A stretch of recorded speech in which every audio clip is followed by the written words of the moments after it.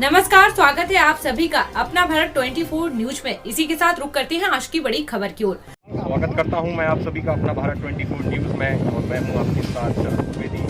जैसा कि आप सभी को अवगत है कि हमारा एक खास प्रोग्राम चल रहा है जन की आवाज़। उसी के लिए मैं आज उपस्थित हूँ मंडवा जनपद के ब्लॉक गोवर्धन के नैनूपट्टी ग्राम पंचायत में, और जहां के ग्राम प्रधान के द्वारा एक आइसोलेशन केंद्र का उद्घाटन किया गया था, जिसमें मतलब यहाँ की जो समस्याएं थीं कि यहाँ पर हर किसी को टीकाकरण के लिए सौंप जाना पड़ता था, लेकिन उनकी अपनी पहल रही जिसमें इन्होंने यहाँ के प्राथमिक विद्यालय में ही आइसोलेशन केंद्र का वो चलवाया है।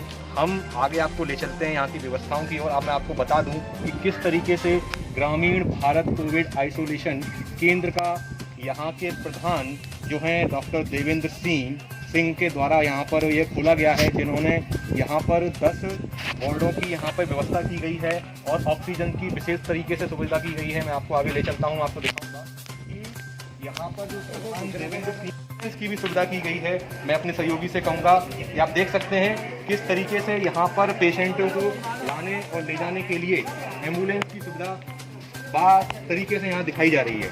आप देख सकते हैं यह है आपका आदर्श संबिलियत महाविद्यालय नगला भूचन।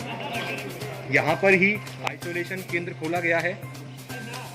चलिए आगे चलते हैं, मैं आपको दिखा दूँ किस तरीके से यहाँ पर टीकाकरण करवाया जा रहा है। मतलब जो लोगों के दिमाग में कहीं ना कहीं टीकाकरण को लेकर कोविड-19 जो है वैक्सीनेशन को लेकर लोगों की मेंटलिटी में जो मतलब एक गलतफहमी बैठी हुई थी, तो ग्राम प्रधान के द्वारा उनके मतलब समझाया गया और कहीं ना कहीं अभी तक यहाँ पर 170 टीकाकरण करवाए जा चुके हैं। मैं आपको दिखा दूँ, थोड़ा अंदर लेके चलता हूँ कि किस तरीके से यहाँ पर व्यवस्थाएं की जा रही हैं। और आप देख सकते हैं यहाँ टीकाकरण का पूरा माहौल, यहाँ पूरा स्टाफ बैठा हुआ है जिसके द्वारा पूरा वैक्सीनेशन का कार्य करवाया जा रहा है।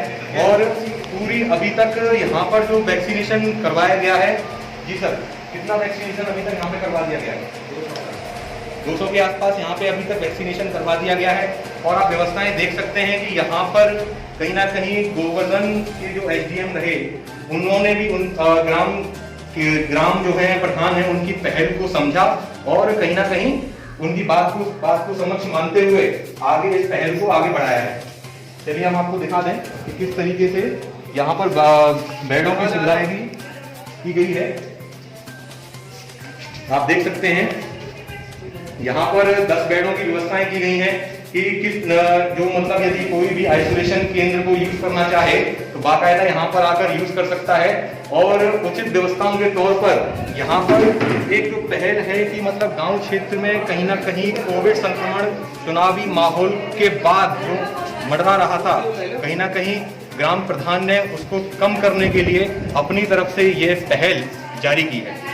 चलिए हम आपको थोड़ा और कवरेज में दिखा दें कि किस तरीके से यहाँ पर एक कक्ष और है जहाँ पर ये आपका आइसोलेशन केंद्र बनाया गया है। आप देख सकते हैं एक बेड ये है, दूसरा ये, तीसरा ये, यहाँ पर टोटल यहाँ पर आपको 4 बेड दिखाई दे रहे हैं। कि पूरी व्यवस्थाओं में कहीं ना कहीं जो यहाँ के प्रधान है डॉक्टर देवेंद्र सिंह, उनका विशेष तौर पर महत्वपूर्ण सहयोग रहा है। और पूरा जो आप देख सकते हैं किस तरीके से यहाँ पर पूरा बॉक्स रखा हुआ है, पूरी किट रखी हुई है, आप देख लीजिए। महत्वपूर्ण पहलुओं को देखते हुए ग्राम प्रधान डॉक्टर देवेंद्र सिंह का सहयोग नैनूपट्टी ग्राम पंचायत के लिए बहुत ही बड़ा है। चलिए हम आगे थोड़ा लोगों से बातचीत करते हैं। उससे पहले ग्राम प्रधान हमारे साथ खुद ही जुड़ रहे हैं, उनसे हम बातचीत करना चाहेंगे। सबसे पहले आपको जो है आप ग्राम पंचायत चुनाव जीते, उसके लिए मैं अपने चैनल के माध्यम से आपको हार्दिक शुभकामनाएं देता हूं। बहुत बहुत धन्यवाद। और कहीं ना कहीं जो मतलब आइसोलेशन केंद्र का जो सिस्टम जो बनाया है आपके दिमाग में, मतलब जो पर्टिकुलर ये टॉपिक था वो कैसे आया, इस पर थोड़ा जनता को बताने का कष्ट। एक्चुअली अगर प्रायोगिक रूप से देखें तो जब हम चुनाव के दरमियान कैंपेनिंग में थे तो उस समय क्या था कि कैंपेन के टाइम पे क्या होता है, लोगों का एक ऐसा मत होता है कि कोई भी समस्या होती है तो वो ओपनली बता देते हैं कि हमें ये समस्या आ रही है। तो चुनाव के दौरान हमें कुछ कॉल इस तरीके के आए, क्योंकि कोविड पीक पे था तो लोगों को हॉस्पिटल्स में बेड नहीं मिल रहे थे। बेड के अलावा लोगों को ऑक्सीजन का विकल्प नहीं था कि ऑक्सीजन के रूप में क्या करें, सिलेंडर मिल नहीं रहे थे। तो हम लोग चाहकर भी उनकी मदद नहीं कर पाए, क्योंकि हमारी ऐसा कोई पहुंच नहीं थी कि हम एक कॉल करते और सारी व्यवस्था हो जाती, तो प्रशासनिक रूप से भी नहीं हो पाई थी। तो ये सारी चीज़ जो उपज हुई ये सब चीज़ की उसी समय हुई थी कैंपेन के टाइम पे। लेकिन कैंपेन के दरमियान क्या था कि इतना हेक्टिक शेड्यूल होता है कि हम चाहकर भी नहीं कर पाए उस समय। लेकिन जैसे ही कैंपेन स्टॉप हुआ, वोटिंग हुआ, वोटिंग के नाइट में ही हमने डिसाइड कर लिया था कि कल से हम इस पर काम करेंगे, और किया। परिणाम आना अलग चीज़ है, लेकिन हमने उसी दिन से इस पर काम किया। कहीं ना कहीं आज मंत्री चौधरी लक्ष्मी नारायण और आपके गोवर्धन विधायक कालिंदा सिंह भी यहाँ पहुँचे थे, तो उनके द्वारा मतलब आपके इस सहयोग को किस तरीके से कहा गया और मतलब क्या क्या सहयोग करने के लिए उन्होंने वादे किए? देखिए, जिस तरीके से जो हमारे माननीय विधायक और मंत्री जी हैं, उन्होंने मेरे को हर संभव मदद की, कही कि हम इसको कंट्रोल रूम से अटैच कर देंगे, अगर ज़रूरत रहेगी तो प्राथमिक उपचार आप यहाँ दीजिए अपने मरीज को, बाकी का सेकेंडरी रिक्वायर रहेगा तो हम लोग अरेंज कराएंगे जिला अस्पताल से, या फिर CHC गोवर्धन के डॉक्टर सिसोदिया भी थे, उन्होंने भी कहा कि अगर ज़रूरत होती है तो हम लोग आपको एसोसिएट करके और आपके पेशेंटों को उपचार करने में मदद करेंगे। कहीं ना कहीं इस आइसोलेशन केंद्र में आपने जो बताया था कि इसमें आपकी डॉक्टर सिसोदिया की बड़ा हेल्प रहा, और कहीं ना कहीं आपके SDM जो गोवर्धन हैं उनकी भी बड़ी हेल्प रही, उनके लिए क्या कहेंगे आप? देखिए, मैं बहुत बहुत धन्यवाद करूंगा सर्वप्रथम राहुल यादव जी का, SDM साहब का। राहुल यादव जी का रोल इतना रहा है कि डॉक्टर सिसोदिया से मैंने जब बात किया इस सेंटर के रिगार्डिंग, तो जो भी कोडल फॉर्मेलिटीज होती हैं उसके लिए उन्होंने मेरे को राहुल यादव जी के लिए मेंशन किया कि आप राहुल यादव सर से बात करिए। तो मैंने बात किया तो उन्होंने बहुत अच्छे से बात की, उन्होंने टेलीफोनिकली अप्रूव कर दिया कि बहुत अच्छी पहल है, हम जो भी मदद होगी वो मदद करेंगे। और आप देखिए इम्पैक्ट देखिए, एक अधिकारी का इम्पैक्ट देखिए, उन्होंने इवनिंग में हम लोगों ने बात की और इवनिंग में घंटे भर के अंदर उनका लेटर आ गया कि वैक्सीनेशन आपके यहाँ कर रहे हैं बुधवार को और आपको हर सुविधा प्रोवाइड करा देंगे।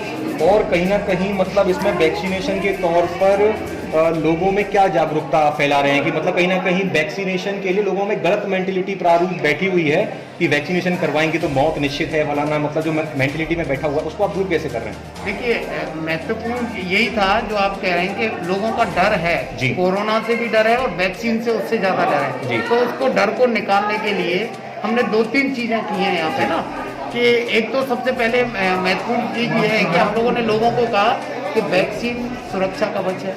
दूसरा कहा लोगों को कि वैक्सीन सुरक्षित है। तीसरा कहा कि जब आप बच्चों के टीका लगवाते थे उस समय में भी फीवर आता था, फिर क्यों लगवाते हैं टीका? लेकिन शुरुआत में लोग कम लगाते थे, लेकिन धीरे धीरे अब पेड़ जागरूकता बढ़ रही है और लोग क्या है पैसा दे के टीका लगवा रहे हैं बच्चों का। तो उसी को कनेक्ट करते हुए बुजुर्गों को कन्वेंस किया कि आप सब सुरक्षित रहेंगे अगर वैक्सीन लगवाएंगे। तो उनको उदाहरण दिए कि शहरों में वैक्सीन नहीं है, लोग रजिस्ट्रेशन कर रहे हैं, 20-20 दिनों में रजिस्ट्रेशन में नंबर आ रहा है। यहाँ सरकार है, राज्य सरकार है, केंद्र सरकार है, आपको घर बैठे वैक्सीन लगानी है। तो ये तो करना चाहिए, आप लोगों को वैक्सीन लगवाना चाहिए।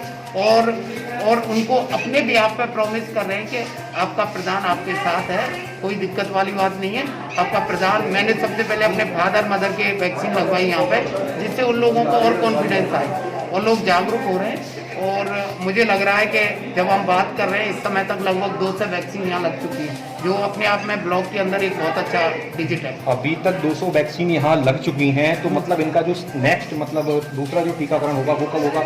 उसकी डेट आपने क्या जारी की है? अभी डेट जारी नहीं की है। डेट जारी का पता रहेगा कि हमारा आज का डिजिट क्या रहता है, उस डिजिट के अकॉर्डिंग हम लगभग 1 महीने बाद बताया जाता है कि मतलब नहीं। डॉक्टर साहब ने मेरे को दोनों चीजें बोली हैं। अगर शेड्यूलिंग में रखना चाह रहे हैं तो 1 मंथ में रख लो, नहीं अगर आपको रिक्वायर है तो वो हमें इस वीक भी टीकाकरण के लिए अप्रूवल दें। मतलब आपका जो सेकंड कार्यक्रम रहेगा वो कहीं ना कहीं अगला कार्यक्रम, आप जैसे कि आज 26 तारीख को आपका कार्यक्रम था जिसमें आपने 200 लोगों को कवर किया, और दूसरा कार्यक्रम मतलब आपकी पूरी यदि ग्राम पंचायत की यदि पूरा जो है पॉपुलेशन देखी जाए तो कहीं ना कहीं पूरा पॉपुलेशन में टीका लगेगा, या आपकी पहल रहेगी पूरा मतलब ग्राम पंचायत को कवर करने की?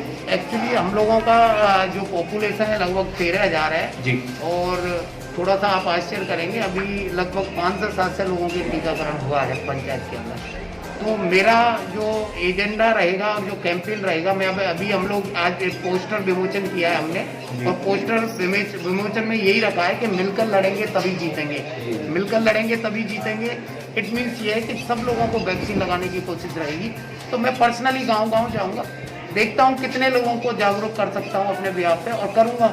अगर हम लोग जो हमारी टीम है, एएनएम है, आंगनबाड़ी है, आशा है, आप बिलीव नहीं करोगे, हम लोगों ने मिलकर एक मीटिंग किया था और उन्होंने उसी समय एक नंबर जनरेट किया था कि हम इतने लोगों को काउंट करके लाएंगे, इतने लोगों को लाएंगे, तो लगभग सभी के नंबर पूरे हो रहे हैं। मतलब वो एक अचीवमेंट है अपने आप में कि एक स्टेप लिया हमने, और ये सेकंड स्टेप लेंगे तो ऑलमोस्ट 40% पॉपुलेशन को कवर करने। आप कहीं ना कहीं एक शिक्षित प्रधान माने जाते हैं, एक डिग्री होल्डर माने जाते हैं, तो नेक्स्ट टारगेट के तौर पर गांव के विकास के लिए आपके क्या क्या मोटिव रहेंगे?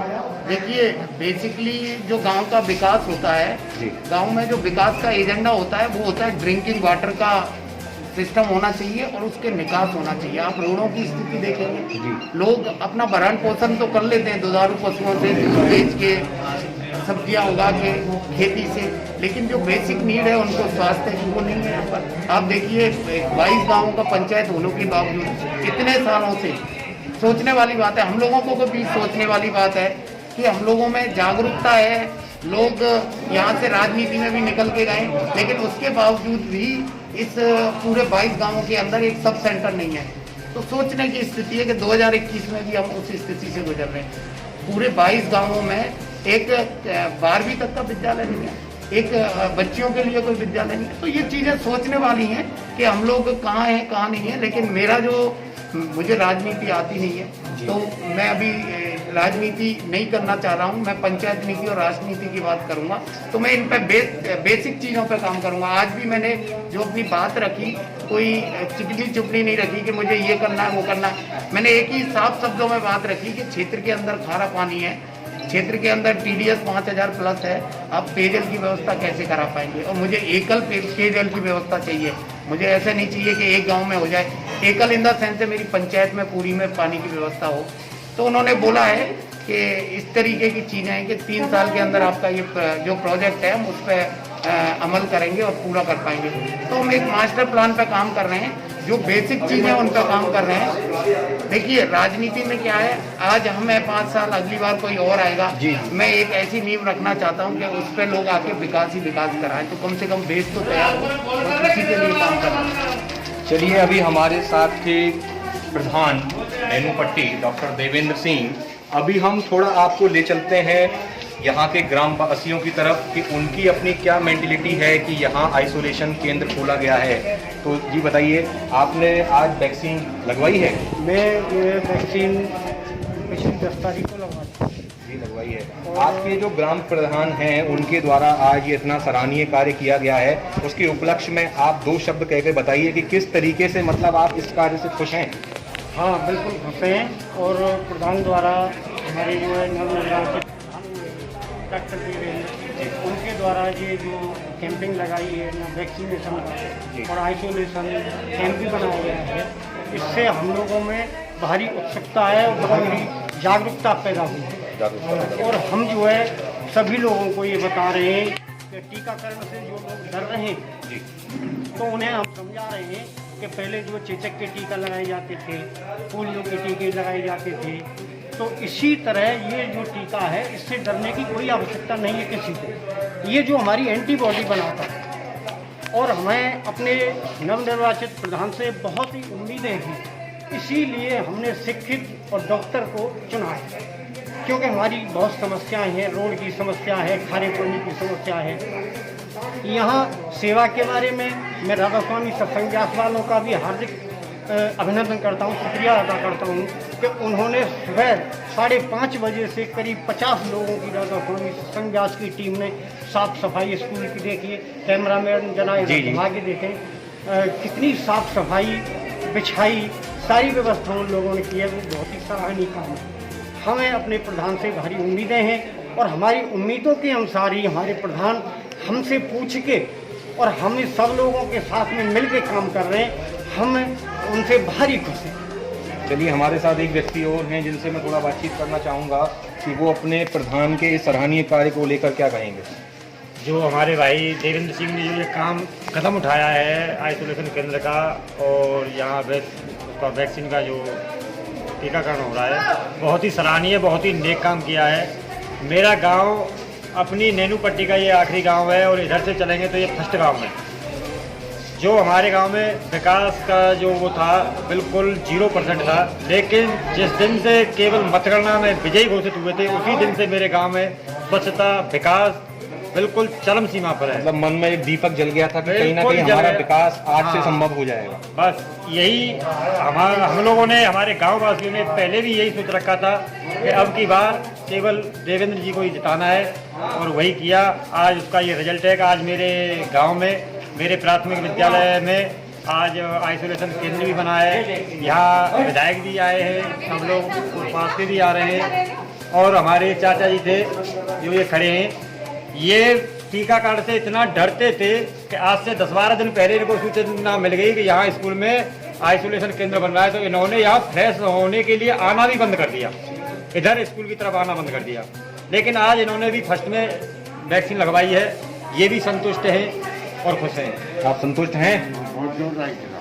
कहीं ना कहीं आपको दिमाग में जो इतना डर पैदा था वो कहीं ना कहीं प्रधान जी ने आपके डर को खत्म किया है। अच्छा लग रहा है वैक्सीन लगवाकर? धन्यवाद प्रधान जी का, बहुत धन्यवाद। कहीं ना कहीं आप अपने प्रधान जी से खुश हैं? बहुत जोरदार। हम आपको दिखा रहे थे नैनू पट्टी से इस समय लाइव, और मैं आपको ये बता दूं कि कहीं ना कहीं यदि शिक्षित वर्ग होता है वही विकास की ओर लेकर जाता है। और मैं आपको इस समय भी एक खास कवरेज में आपको थोड़ा समझा देना चाहता हूं कि हम जो अपना प्रतिनिधि चुनते हैं वो कहीं ना कहीं पढ़ा लिखा होना चाहिए। ये फॉर एग्जांपल अभी आपकी जन जन की आवाज़ की जो खास कवरेज थी वो आपको यही दोहराती है कि कहीं ना कहीं जनप्रतिनिधियों के लिए पढ़ना बहुत आवश्यक है। तो ऐसी ही खबरों के लिए आप बने रहिए अपना भारत 24 न्यूज़ के साथ। तब तक के लिए नमस्कार।